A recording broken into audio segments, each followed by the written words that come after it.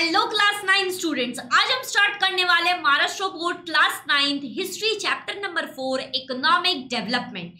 ये चैप्टर को हम लोग 2 लेक्चर में पढ़ने वाले क्योंकि ये चैप्टर थोड़ा सा लेंदी है। Let's start chapter number 4 of economic development lecture number 1। सो अगर आपको इस चैप्टर का नोट्स चाहिए तो आप इजी लर्निंग एप्लीकेशन को डाउनलोड कर लीजिए, लिंक दिया गया है डिस्क्रिप्शन में। यहाँ पे आप जैसे साइड मेन्यू में जाओगे, साइड मेन्यू में यहाँ पे प्री मटेरियल का सेक्शन है, इसमें आप क्लास 9 में जा करके आपको नोट सिस्टमैटिक फॉर्मेट में आपको मिल जाएगा। ऑल्सो आप टेलीग्राम चैनल भी ज्वाइन कर सकते हैं, शुभम झा क्लास 9। यहाँ पे आपको सारे नोट्स मिल जाएंगे क्लास 9 के साइंस और सोशल स्टडी का। So students, my name is Nilima Roy and आज हम पढ़ने वाले chapter number 4। Let's start the lecture. First है हमारा मिक्स्ड इकोनॉमी। फर्स्ट टॉपिक क्या है ये मिक्स्ड इकोनॉमी, इंडिया कौन सी इकोनॉमी के अंदर आती है। बिफोर दैट हम देखते हैं मिक्स्ड इकोनॉमी मतलब कि इसमें कुछ तो मिक्स्ड है। क्या मिक्स्ड है, कितने टाइप के इकोनॉमिक होते हैं, तो there are 3 type of economic. सबसे पहला जो टाइप है वो है कैपिटलिस्टिक सिस्टम। कैपिटलिस्टिक सिस्टम का मतलब होता है जहां पे जो मीन्स ऑफ प्रोडक्शन हो रहा है वो एक प्राइवेट मोड पे हो रहा है। जो एक प्राइवेट कंपनी होती है उसे हम लोग बोलते हैं कैपिटलिस्टिक सिस्टम। देन है आपका socialistic economy. Capitalistic system capitalistic economy भी है। देन है सोशलिस्टिक इकोनॉमी। सोशलिस्टिक इकोनॉमी जहां पे आपके मीन्स ऑफ प्रोडक्शन ओन किया जा रहा है by the state of government या फिर नेम ऑफ सोसाइटी। तो स्टेट के गवर्नमेंट के द्वारा क्या किया जा रहा है, देखा जा रहा है, और दैट इज वो एक गवर्नमेंट की कंपनी है, गवर्नमेंट उसे ओन करती है, रूल और रेगुलेट करती है। सो ये कैपिटलिस्टिक और ये सोशलिस्टिक ये दोनों मिलके बनता है क्या, मिक्स्ड इकोनॉमी। क्या बनता है, मिक्स्ड इकोनॉमी। तो मिक्स्ड इकोनॉमी में बोथ दी सेक्टर, जो एक प्राइवेट सेक्टर है, प्राइवेट इंडिविजुअल जो काम कर रहे हैं वो भी कर सकते हैं, और जो प्राइवेट पब्लिक सेक्टर है जहां पे गवर्नमेंट सिर्फ और सिर्फ रूल और रेगुलेट करती है, ओन करती है, वो भी सेक्टर काम कर सकते हैं। ये दोनों जब साथ में मिलके काम करते हैं तो उसे हम लोग क्या कहेंगे, मिक्स्ड इकोनॉमी कहेंगे। And India is a part of mixed economy. चलिए अब हम देखते हैं नेक्स्ट, आगे बढ़ते हैं। Mixed economy, can we see 3 part in this kind of economy. हम यहाँ पे 3 पार्ट दे सकते हैं इकोनॉमी में। जैसा एक हो गया पब्लिक सेक्टर, जो मैंने आपको बोला, पब्लिक सेक्टर जहां पे जो इंडस्ट्रीज है, जितने भी इंडस्ट्रीज है उसको रूल रेगुलेट मैनेज कौन करती है, तो गवर्नमेंट करती है। सेकंड आता है आपका प्राइवेट सेक्टर। प्राइवेट सेक्टर जहां पे जो इंडस्ट्री है, जो कंपनी है, उसे ओन कौन कर रहा है, तो एक प्राइवेट इंडिविजुअल कर रहा है, एक प्राइवेट इंडिविजुअल कर रहा है। Next is the third is joint sector, जिसे हम मिक्स्ड इकोनॉमी भी कहते हैं, जहां पे पब्लिक सेक्टर और ये प्राइवेट सेक्टर दोनों साथ में मिलके काम कर रहे हैं, दोनों काम कर सकते हैं, उसे हम लोग क्या कहते हैं, जॉइंट सेक्टर। सो इंडिया में जॉइंट सेक्टर भी है, मतलब जिसमें प्राइवेट प्लस पब्लिक ये दोनों सेक्टर है। For mixed economy to run smoothly, mixed economy को अगर हमें स्मूथली रन करना है तो सबसे पहले जो कोऑर्डिनेशन अच्छी होनी चाहिए वो किसके पास, वो कौन से दोनों के अंदर होनी चाहिए, तो वो प्राइवेट सेक्टर और पब्लिक सेक्टर, ये दोनों के बीच में कोऑर्डिनेशन अच्छा होगा, अच्छे से काम करेगा, तभी तो हम कहेंगे कि यहाँ पे मिक्स्ड इकोनॉमी वर्क कर सकते हैं। ठीक है, जहाँ पे एक प्राइवेट भी अपना काम अच्छे से कर रहा है और एक पब्लिक भी अपना काम अच्छे से कर रही है, तो उसे हम क्या बोलेंगे, मिक्स्ड इकोनॉमी। इनके बीच में कोऑर्डिनेशन होना चाहिए। दिस सिस्टम एम्स एट, ये जो मिक्स्ड इकोनॉमी का जो सिस्टम है, ये एम क्या करती है कि यहाँ पे मैक्सिमाइजेशन ऑफ प्रोडक्शन हो, मतलब ज्यादा से ज्यादा प्रोडक्शन हो, एंड ऑल्सो जो पॉपुलर पार्टिसिपेशन हो वो लार्ज स्केल पर हो। वो कैसा हो, पॉपुलर पार्टिसिपेशन लार्ज स्केल पर हो। ये कौन से सिस्टम के अंदर, मिक्स्ड इकोनॉमी के अंदर। सो हम मिक्स्ड इकोनॉमी को इग्नोर नहीं कर सकते in the like profit motive, इसमें प्रॉफिट मोटिव भी होता है, एंड एंटरप्रेन्योरशिप भी होता है, डिसिप्लिन भी होती है, एंड टाइम बॉन्ड प्लानिंग भी होता है। तो ये सारी चीजें मिक्स्ड इकोनॉमी में होती है और इसे हम इग्नोर नहीं कर सकते हैं, ठीक है। So India is a part of mixed economy और मिक्स्ड इकोनॉमी में पब्लिक सेक्टर प्राइवेट सेक्टर दोनों साथ में मिलके काम करते हैं। इनका जो मेन मिक्स्ड इकोनॉमी का जो मेन प्रायोरिटी है वो क्या है, नेशनल इंटरेस्ट को ग्रो करना। National interest in the field of like industries like defence, scientific research, education, roads, railways, sea routes, airport, ये सारी चीजों में ह्यूज इन्वेस्टमेंट करना रिक्वायर्ड है। एंड ऑल्सो अगर हम इसमें ह्यूज इन्वेस्टमेंट करते हैं तो हमारे जो एरिया में है वो हमें रिटर्न भी अच्छा मिलता है। The return in this area आज डिलेड, थोड़ा देर से सही बट रिटर्न भी अच्छा मिलता है। जैसे अगर हम सी रूट अच्छा करेंगे तो हम फॉरेन में ट्रेड अच्छे से कर सकते हैं, हमारा गुड्स अच्छे से जा सकता है उससे।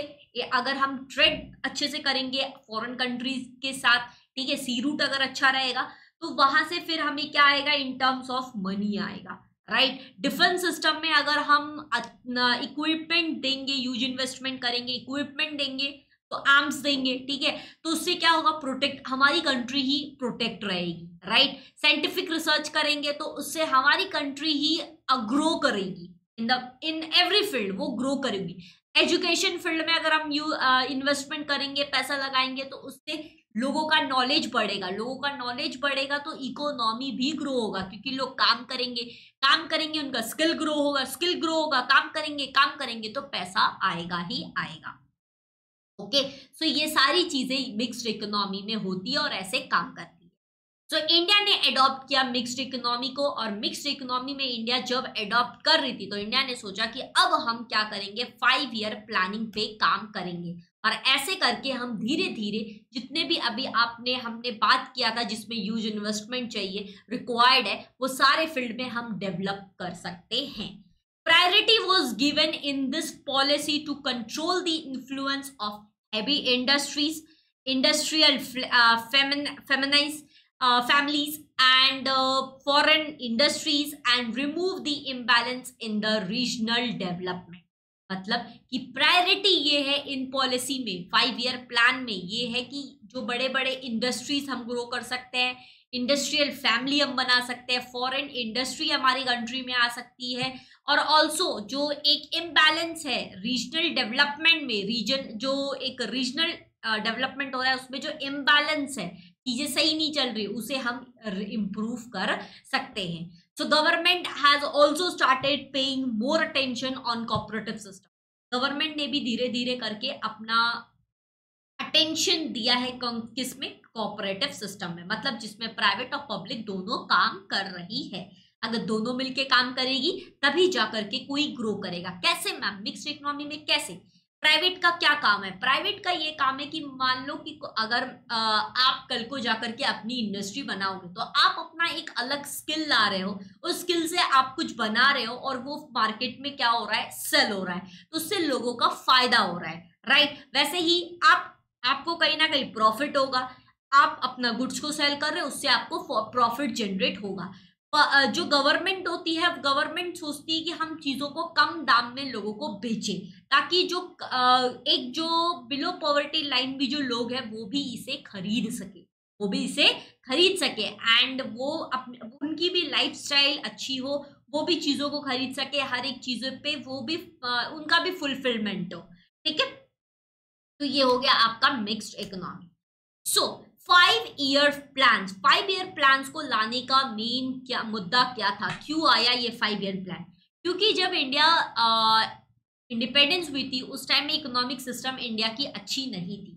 कॉलोनियल पावर एक जो ब्रिटिश पावर था ना, वो इंडिया की इकोनॉमी को एक्सप्लॉइट कर दिया था, ठीक है, डिस्ट्रॉय कर दिया था, जिसके कारण से इंडिया को एक प्रॉब्लम फेस करना पड़ा था, बहुत सारे प्रॉब्लम्स को फेस करने पड़े थे, जैसे गरीबी, पॉवर्टी, ठीक है, अनएम्प्लॉयमेंट, बेरोजगारी, फिर उसके बाद पॉपुलेशन, जो जनसंख्या थी वो बढ़ रही थी, फिर जो एग्रीकल्चर थे उस एग्रीकल्चर ग्रो नहीं हो रहे थे, जमीन बंजर पड़ रही थी, ठीक है, और बहुत सारे मतलब नॉलेज में हम बहुत बैकवर्डनेस थे, साइंस और टेक्नोलॉजी में बहुत पिछड़े हुए थे, बहुत पीछे थे, ठीक है। तो ये इसके कारण से, क्योंकि ब्रिटिश जब गई इंडिया से तो उस टाइम में इंडिया की इकोनॉमिक सिस्टम बहुत बुरी थी, ये सारी चीजों में हम पीछे थे, ठीक है। गरीबी ज्यादा थी, अनएम्प्लॉयमेंट था, पॉपुलेशन बढ़ रहा था, एग्रीकल्चर अच्छे से नहीं हो रहा था, जमीन बंजर हो रही थी, ड्रॉट हो रही थी। हम हमारे पास जो नॉलेज थे वो लैक ऑफ नॉलेज था, साइंस एंड टेक्नोलॉजी में हम पीछे थे, तो जिसके कारण से 5 ईयर प्लानिंग्स को लाया गया। 5 ईयर प्लानिंग्स को लाने का मुद्दा बस ये था कि ये सारी चीजों पे हम वर्क कर सके, एक एक करके, धीरे धीरे करके हम इन प्रॉब्लम्स को हम हटाए। तो जब इंडिया इंडिपेंडेंस हुई थी 1947 में, उसके बाद जाकर के इंडियन कॉन्स्टिट्यूशन बना था। तो इंडियन कॉन्स्टिट्यूशन के टाइम में प्लानिंग कमीशन सेट किया गया था 1950 में।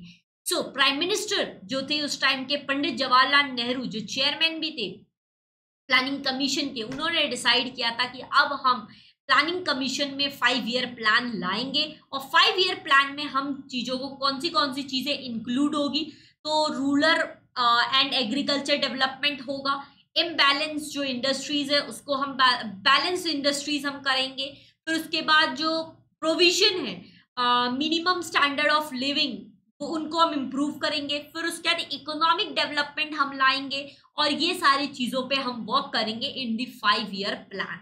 इन दी 5 ईयर प्लान ये स्टार्ट हुआ था कब? जब 1950 में प्राइम मिनिस्टर कौन थे? Pandit Jawaharlal Nehru. It forced on people participation and individual development in the formation and implementation of 5 year plans. ये लोगों को फोर्स किया कि वो भी पार्टिसिपेट करें, अपना इंडिविजुअल डेवलपमेंट खुद को डेवलप कर सके। ये 5 ईयर प्लानिंग में इम्प्लीमेंट किया गया था। पब्लिक पार्टिसिपेशन होगा, जब पब्लिक हेल्प करेगी तभी जा करके हम वर्क कर पाएंगे। Next topic is fundamental principle of planning. Planning जो थी, प्रिंसिपल ऑफ प्लानिंग, उसका फंडामेंटल क्या था? मैनेजमेंट फंक्शन में प्लानिंग जो थे, planning, organisation, staffing, directing, controlling, ये 5 हम कह सकते हैं मैनेजमेंट है, मैनेजमेंट फंक्शन है। मैनेजमेंट का क्या क्या फंक्शन है?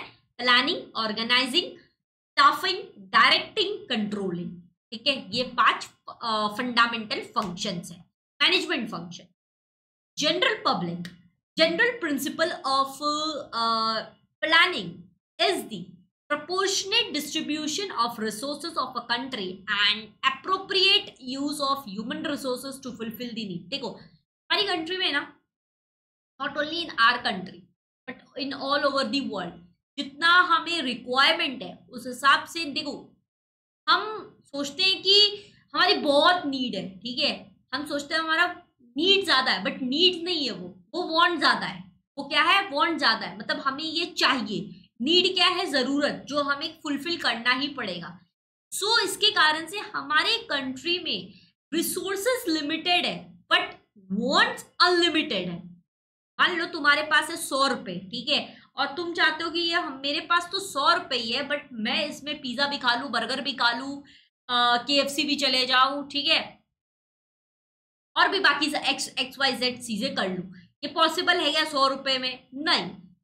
अगर आप चाहे तो मैकडोनल्ड जा सकते हो, या नहीं तो डोमिनोज जा सकते हो। कहीं पे भी एक जगह जा करके आप वो 100 रुपए खर्च कर सकते हो, राइट। चाहे वो 100 रुपए में कुछ भी मिले, कहीं एक जा करके आप खर्च सकते हो। कहीं ना कहीं आप क्या कर रहे हो? एक जगह सेक्रीफाइस कर रहे हो, राइट। आप अपने आप को रोक रहे हो कि नहीं, मुझे ये नहीं, ये ज्यादा अच्छा लग रहा है, ठीक है, मेरे को यही चाहिए। तो हमारे जो वांट्स होते हैं ना, वो अनलिमिटेड है, अनगिनत वांट्स है, ठीक है, बट हमारी जो नीड, हमारी जो रिसोर्सेस है वो लिमिटेड है।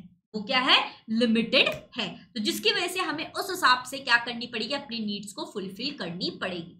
वांट्स में भी नीड्स को फुलफिल करना है। वांट्स में बहुत कुछ होता है कि ये चाहिए, बट करना वही होता है, करते हम वही है जो सबसे ज्यादा जरूरत होता है, सबसे ज्यादा जरूरी होता है। तो इसे हम क्या कहेंगे? ह्यूमन रिसोर्सेस कहते हैं।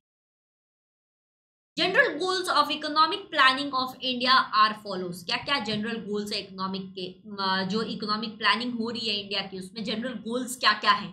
First is increase the national income, national income को इंक्रीज करना। दूसरा ये है कि bring rapid industrialisation by focusing on basic industry. हमें रैपिड इंडस्ट्रीज को लाना पड़ेगा, रैपिडली जल्दी जल्दी करके लाना पड़ेगा इंडस्ट्रीज को, बेसिक इंडस्ट्रीज को सबसे पहले हमें सेट करना पड़ेगा। Third is bring about increase in agriculture production, agriculture production में हमें इंक्रीमेंट लाना पड़ेगा, हम इंक्रीज करें अपने एग्रीकल्चर प्रोडक्शन को। ऑल्सो हमें सेल्फ सफिशिएंट बनना पड़ेगा फूड के मामले में। हमारी कंट्री आज के डेट में भी सेल्फ सफिशिएंट है फूड के मामले में, क्योंकि हम एग्रीकल्चर लार्ज स्केल पर ग्रो करते हैं। ग्रो हम करते हैं तभी जाकर के हम फूड्स को क्या करते हैं, सेव करके रखते हैं, कहीं पे स्टोर करके रखते हैं। तब कभी भी अगर स्कार्सिटी आती है तो हम वो फूड्स को क्या करते हैं, फिर निकालते हैं। जैसे आपके कोविड के टाइम में आपने देखा होगा इंडिया से फूड्स जो ग्रेन्स है, जो हम कह सकते हैं प्रोडक्शन हुआ था एग्रीकल्चर का, वो बाहर भी गया था, बाहर के देशों में भी गया था, क्योंकि वहां पे फूड स्टोर नहीं था, बट इंडिया में स्टोर था। कहीं पे भी हम देखते हैं कि फ्लड्स आया है, बाढ़ आया, सुनामी आया, कुछ भी आया हो, इंडिया में आप देखते होंगे कि सरकार क्या करती है, गरीबों को खाना देती है। तो खाना देती है, कहाँ से देती है, क्योंकि वो क्या कर रही है, ग्रेन्स को सेव करके रख रही है, स्टोर करके रख रही है। तो जब हमारी कंट्री इंडिपेंडेंस हुई थी, जब ये प्लानिंग कमीशन बना था, तो इकोनॉमिक प्लानिंग में जो गोल था वो ये था, एक एग्रीकल्चर प्रोडक्शन को ग्रो करना, ताकि हम अपनी कंट्री को सेल्फ सफिशिएंट बना सके खाने के मामले में, फूड के मामले में। ठीक है, तो हो गया ये तीन। फिर आता है fourth, human resources in the country optimally by making increase employment opportunity. मतलब सबसे पहले ह्यूमन रिसोर्सेस जो हमारी कंट्री की है उसमें एम्प्लॉयमेंट हमें इंक्रीज करने पड़ेंगे, एम्प्लॉयमेंट अपॉर्चुनिटी लाना पड़ेगा। और लाएंगे कब, जब जाकर लोग काम करना शुरू करेंगे, रोजगार लाना पड़ेगा। Fifth is remove the inequality in earning and wealth, inequality हमें हटाना पड़ेगा अर्निंग एंड वेल्थ के बीच में। Sixth is maintain stable price of commodity, commodity का एटलीस्ट स्टेबल प्राइस होनी चाहिए। कहीं पे 100 रुपये, कहीं पे मान लो कहीं पे अगर जो राइस है वो पर केजी 100 रुपये दे रहा हो, कहीं पे राइस पर केजी 300 रुपये दे रहा है, ऐसा नहीं होना चाहिए। एक स्टेबल प्राइस होनी चाहिए गुड्स का। ठीक है, नेक्स्ट इज 6-7 जो है आपका, bring the growth in the population under control by family planning. हमें पॉपुलेशन को भी पॉपुलेशन को कंट्रोल में लाना था बाय फैमिली प्लानिंग, क्योंकि उस टाइम में पॉपुलेशन बहुत ज्यादा रैपिडली ग्रो कर रहा था और स्कार्सिटी थी। 8 is improve the standard of living by eradicating poverty, गरीबी को हटा करके हमें थोड़ा सा अपनी लिविंग स्टैंडर्ड को भी इम्प्रूव करना था। कैसे इंप्रूव होगा, जब काम मिलेगा, जब काम मिलेगा तो पैसे आएंगे, लाइफ इंप्रूव होगा ही। 9th is develop social services, social services को डेवलप करना था। 10th is make the economy self sufficient, अपनी इकोनॉमी को सेल्फ सफिशिएंट बनाना गोल था। क्लास 9 स्टूडेंट्स, यहाँ पे आपके लिए है लाइव बैचेस विक्ट्री 2.0। ये है हमारी टीम, ये सारे टीचर्स मिल करके आपको पढ़ाएंगे। मैम क्या हमें फुल ईयर बैच है ये? तो यस, ये आपका फुल ईयर बैच है, पूरे साल का बैच है, पूरे 9th का बैच है।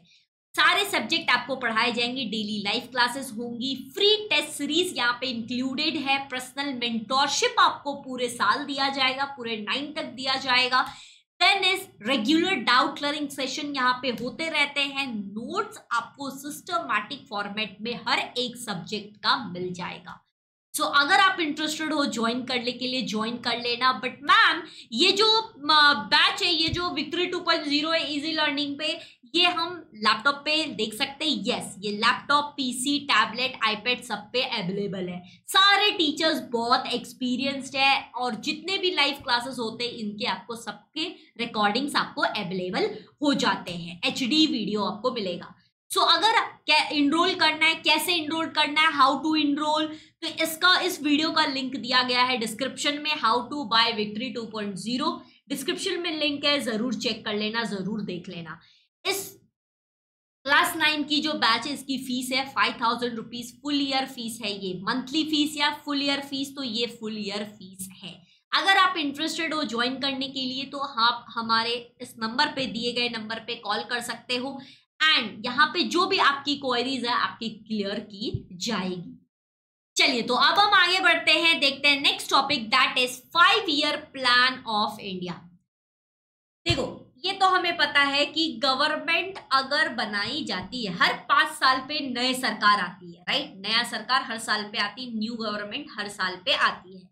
तो ये जो 5 साल के लिए जो गवर्नमेंट आती है, चाहे वो कोई भी गवर्नमेंट आए, इनके पास, क्योंकि हमने एक प्लानिंग कमीशन बनाया था 1950 में, उस टाइम में लिखा गया था कि 5 ईयर प्लान होगा इंडिया में, राइट। तो जितने भी गवर्नमेंट आते हैं 5 ईयर्स के लिए, इनके पास एक 5 ईयर प्लान होता है सिंस इंडिपेंडेंस के टाइम से ही ये होता हुआ आ रहा है। तो सबसे पहले हम देखते हैं फर्स्ट 5 ईयर प्लान, जो आपका 1951 से लेकर के 1956 तक ये चला था। क्योंकि 1951 इसलिए क्योंकि 1950 में आपका प्लानिंग कमीशन एग्जीक्यूटिव हुआ था। The first 5 year plan is 1951 to the 1956, 5 year, 1951 to the 1956, मतलब 51 to 52, 52 to 53, 53 to 54, 54 to 55, 55 to 56, 5 साल हो गए ना। यस, तो ये जो 5 साल का सबसे पहला 5 ईयर प्लानिंग बना था, इसमें क्या प्लान किया गया था? The expenditure in this plan was primarily on agriculture, social development, irrigation, floods control, source of energy, rural and small industry, heavy industry, minerals, transport, communication, economic, health, education, health, ये सब पे planning की जाएगी, ये सब पे धीरे धीरे करके वर्क किया जाएगा। सो सबसे पहले जो हम एक्सपेंडिचर करेंगे, जो हमारा खर्च होगा, वो किस किस चीजों पे होगा? एग्रीकल्चर पे होगा, सोशल डेवलपमेंट पे होगा, ये सारी चीजों पे होगा। कौन से? Agriculture, social development, irrigation, floods controls, source of energy, rural and small industry, ये सारे पे इन्वेस्ट, पहले हम एक्सपेंडिचर करेंगे, खर्च करेंगे करके। यहाँ पे आता है आपका second 5 year planning. Second 5 year planning आपका स्टार्ट होता है 1956 टू दी 1961। इसमें क्या क्या प्लान किया गया था, इसमें कौन से गोल्स को सेट किया गया था? सबसे पहला जो गोल सेट किया गया वो है इंडस्ट्री को ग्रो करना, ठीक है, इंडस्ट्रियलाइजेशन लाना। सबसे पहले आयरन और स्टील की इंडस्ट्री आई, कहाँ पे सबसे पहले सेट किया गया? तो वो दुर्गापुर, भिलाई एंड रोडकिला में किया गया। फिर आया आपका केमिकल फर्टिलाइजर प्लांट, जो सिंदरी में सेट किया गया। फिर आया आपका रेल की इंजन फैक्ट्री बनाई गई, रेल की इंजन, ट्रेन जो चलती पहले इंजन चलता है ना, तो वो इंजन बनाने के लिए फैक्ट्री सेट किया गया। कहाँ पे? चिंतरांजन में किया गया। फिर जो फैक्ट्री बनाया गया रेल, अब इंजन बनाने के लिए फैक्ट्री बनाया, तो इंजन के बाद तो बॉगीज आएगा ना, तो बॉगीज बनाने के लिए फैक्ट्रीज भी सेट किया गया। कहाँ पे? पेराम्बुर में। उसके बाद शिप्स की बिल्डिंग की फैक्ट्री सेट की गई, शिप्स बनाने के लिए फैक्ट्री सेट की गई। कहाँ पे? विशाखापट्टनम में। ये सारे इंडस्ट्रीज पे ह्यूज इन्वेस्टमेंट किया गया, खर्च किया गया था, एक्सपेंडिचर किया गया था। ये हुआ था आपका सेकेंड 5 ईयर प्लानिंग में। सेकेंड 5 ईयर प्लानिंग में आपके ह्यूज डैम्स भी बने थे। कौन से? भाखरा नंगल जो दामोदर में है। ऑल्सो ये इसलिए बनाया गया था, डैम्स को सबसे पहले बनाने का मेन मोटो ये था कि वाटर इजीली अवेलेबल हो, वाटर पीने के लिए भी, ऑल्सो एग्रीकल्चर के लिए भी इजीली अवेलेबल हो। अगर वाटर जाएगा तभी तो एग्रीकल्चर होगा, एग्रीकल्चर होगा तब तो हमारा नेशनल इनकम इंक्रीज होगा, क्योंकि उस टाइम का सबसे इंपॉर्टेंट जो एक ऑक्यूपेशन था वो एग्रीकल्चर ही था। सो भाखरा नंगल ये आपका इंपॉर्टेंट यूज डैम में आता है, और आपका दामोदर भी आता है आपका इंपॉर्टेंट यूज डैम में, जो सबसे पहले सेकेंड 5 ईयर प्लानिंग में बना था। फिर आता है आपका third 5 year planning. Third 5 year planning आपका स्टार्ट हुआ था 1961 में, 1966 तक ये चला था, ठीक है, थर्ड 5 ईयर प्लानिंग। इसमें जो प्लान किया गया था, प्लानिंग ये थी कि हम बैलेंस कैसे करें इंडस्ट्री को और एग्रीकल्चर और इंडस्ट्री को हम कैसे साथ में मिलके बैलेंस करें, ठीक है। इसके लिए अगर ये साथ में मिलके हम बैलेंस अगर कर लिए, तभी जाकर के नेशनल इकोनॉमी बढ़ेगी, ऑल्सो हैवी इंडस्ट्री ग्रो होंगे, ट्रांसपोर्टेशन बढ़ेगा, मिनरल इंडस्ट्री ग्रो होंगे, ऑल्सो एविएशन होगा, पॉवर्टी में, मतलब धीरे धीरे गरीबी हटेगी, जो एक पॉवर्टी लाइन है, बिलो पॉवर्टी लाइन, मतलब वो रिमूव होगा, गरीबी हटेगी। ठीक है, ये सारी चीजों में हम क्या कर सकते हैं, अपॉर्चुनिटी है हमारा, ताकि हम इन सारे फील्ड में एम्प्लॉयमेंट दे करके लोगों को गरीबी हटा सके, लोगों को रोजगार दे सके। तो ये भी गोल था आपका थर्ड 5 ईयर प्लानिंग का। थर्ड 5 ईयर प्लानिंग में 3 1-year plans was implemented. Third 5 year planning में 3 साल की जो प्लानिंग एक बार की गई थी, 3 1-year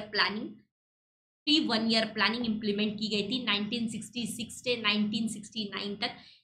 इस पीरियड को कहा गया है इंटेंस ऑफ फेमिनाइन, मतलब इस पीरियड में फेमाइन आई थी, लोगों भूखमरी हुई थी। ठीक है, लोगों को खाने के ऊपर बांधे थे, लोग बीमार पड़ रहे थे, ठीक है, मर रहे थे।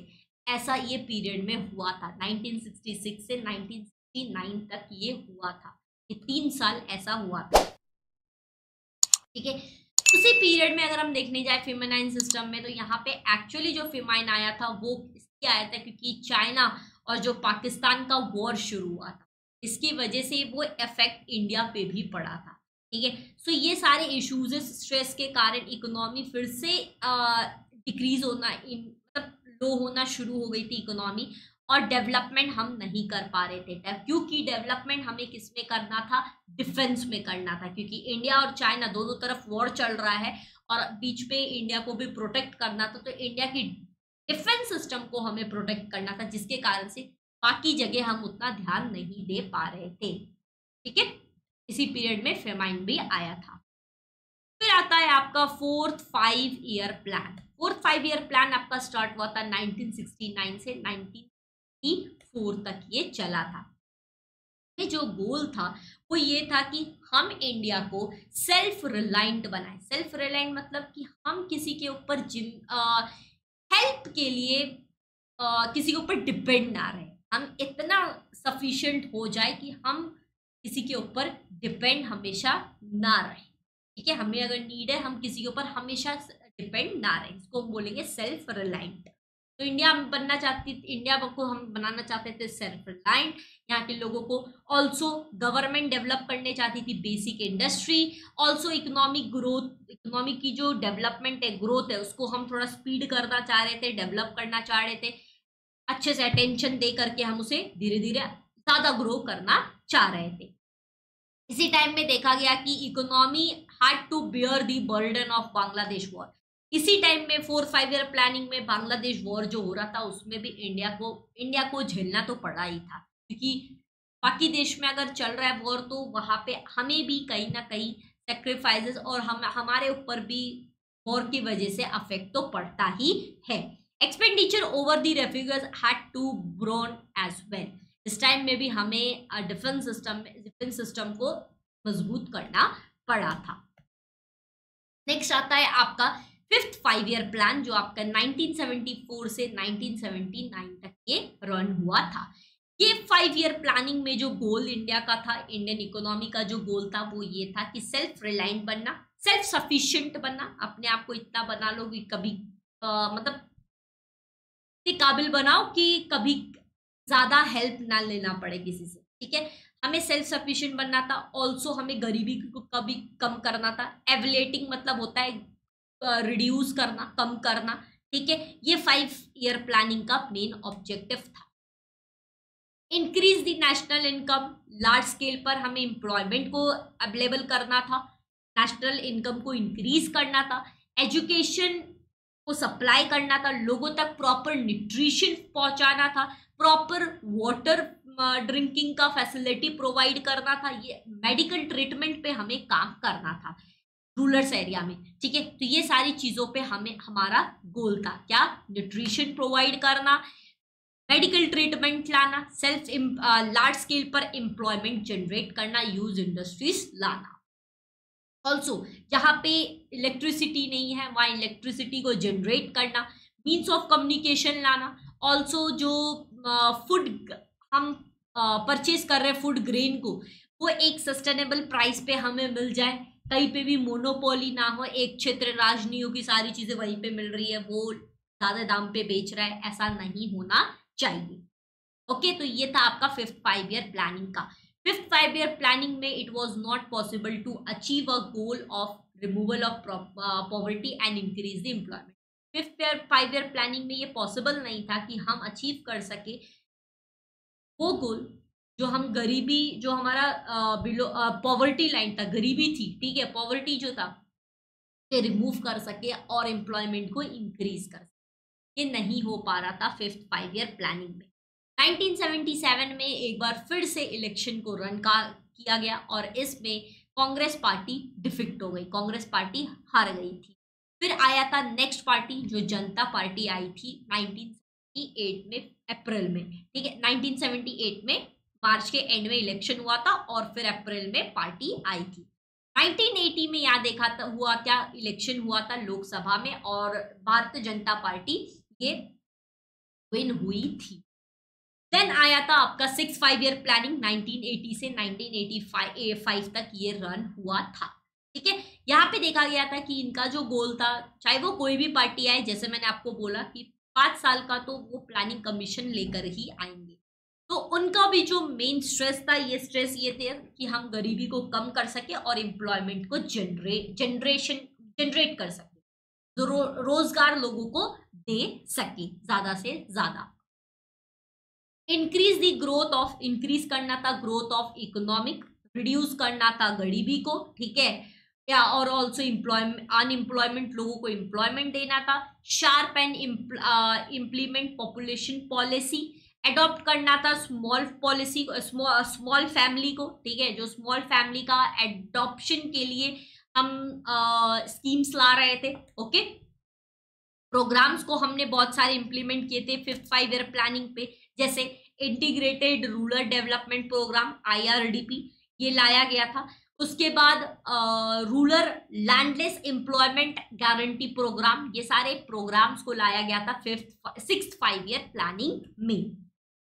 और भी बहुत सारे प्रोग्राम्स थे जैसे national rural employment programme NREP, then is Salem steel plants, ये भी बनाया गया था, ये इंडस्ट्री है सेल स्टील प्लांट, ये भी बनाया गया था, जनरेट किया गया था उस टाइम में 6th 5 ईयर प्लानिंग में।